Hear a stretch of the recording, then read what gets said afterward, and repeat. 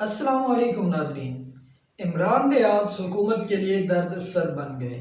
عمران ریاض کا کیس ہے کہ سلجھنے کا نام ہی نہیں لے رہا۔ گزشتہ روز سے جب وہ اغوا ہوئے ہیں اب تک کسی کو پتہ ہی نہیں ہے کہ عمران ریاض ہے کہاں۔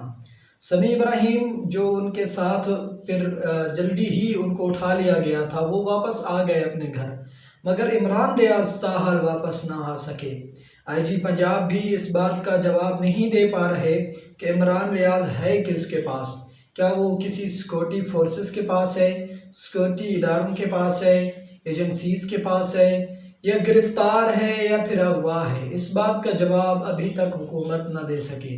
چیف جسٹس آئے روز برہم ہو رہے ہیں، مگر ان کی برہمی بھی کچھ خاطر خواہ کام نہیں دکھا رہی، کیونکہ یہ کیس تو ابھی تک سلجھا نہیں ہے، بجائے اس کیس کے سلجھنے کے مزید الجھتا چلا جا رہا ہے۔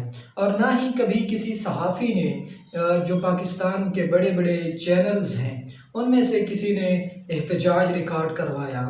وہ یہ سمجھتے ہیں صحافی حضرات کہ عمران ریاض ایک یوٹیوبر تھے، وہ صحافی نہیں تھے، اور بلا شبہ عمران ریاض بہت بڑے یوٹیوبر تھے، ان کی انکم بھی یوٹیوب سے بہت زیادہ تھی، اس لیے وہ سمجھتے ہیں کہ وہ ایک یوٹیوبر تھے، وہ اس لیے ان کے حوالے سے احتجاج نہیں کر رہے، وگرنہ صحافت کے اصول یہی ہے کہ اگر ان کا کوئی ساتھی، ان کا کوئی دوست اس طرح سے اغوا ہو جائے یا پھر لاپتہ ہو جائے یا گرفتار ہو جائے، کم از کم اس کے حق میں احتجاج تو کیا ہی جاتا ہے۔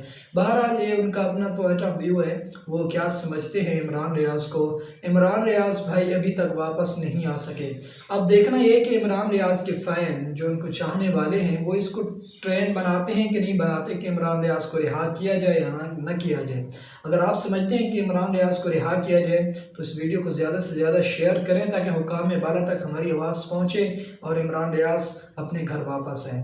مجھے عمران ریاض سے بہت زیادہ اختلاف تھا، ہے، اور شاید اس کسی ایک ٹاپک پر یا کسی کچھ باتوں پر تو رہے گا، مگر بطور انسان، بطور ایک یوٹیوبر میں یہ سمجھتا ہوں کہ عمران ریاض صاحب کو رہا کیا جانا چاہیے۔